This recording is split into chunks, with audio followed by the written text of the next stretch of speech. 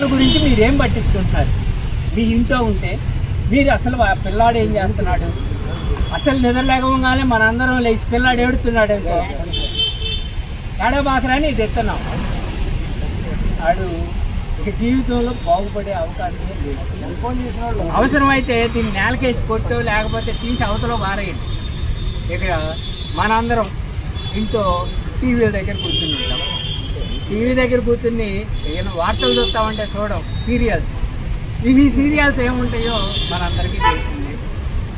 కాబట్టి నేనేమంటున్నానంటే మనం ఎడితిరిగి ఇక అయిపోయింది, చివరి స్టేజీకి వచ్చేసినట్టు.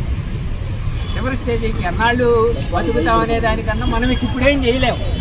25 ఏళ్ళ పిల్లాడిని చూసి వాడు చేసే పని మనం చేయాలంటే డామును కూడిపెడతాం.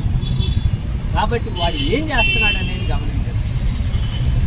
మీరు ఎంత సంపాదించి వాడు అడిగిన డబ్బులన్నీ ఇస్తా ఉన్నారంటే నాకు తెలిసినంతలో వాడిని గమనిస్తా డబ్బులు ఇచ్చేవాళ్ళు వాడి ప్రయోజనాన్ని ఆశిస్తారు, వాడు ప్రయోజకుడు అవుతాడు.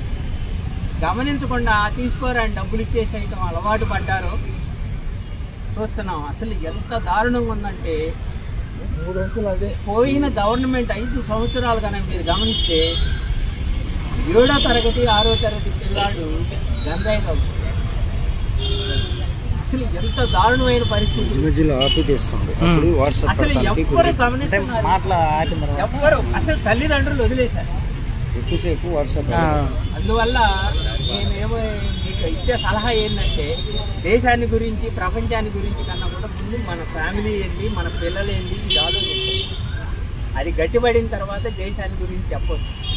ఎందుకంటే దేశాన్ని గురించి చెప్పేవాళ్ళు దేశాన్ని చూసేవాళ్ళు వాళ్ళు వేరుగా ఉంటారు. మనం కూడా దాంట్లోకి వెళ్ళాలి అని కోరుకున్నప్పుడు ఆ విషయంలో మనం కూడా అన్ని విషయాలు గట్టిగా తయారైన తర్వాత దిగాలి.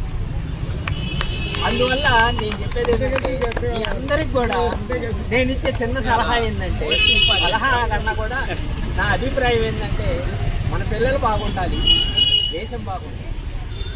అంతేగాని దేశం బాగుండాలి మన పిల్లలు ఎటపోయినా అనుకుంటే దేశంలో వాళ్ళే మన పిల్లలు, మన పిల్లలే దేశం కానీ వేరే వాళ్ళు కాదు కదా. నా అయితే నేను అది బాగుండిద్దేమో అనేది నా ఉద్దేశం. నాకు అది అయితే బాగుండిద్ది అనిపించింది చెప్పాను. అందరికీ ధన్యవాదాలు. ముఖ్యమైన పాయింట్లు అది ఎప్పుడు పాఠాలు చేస్తారు.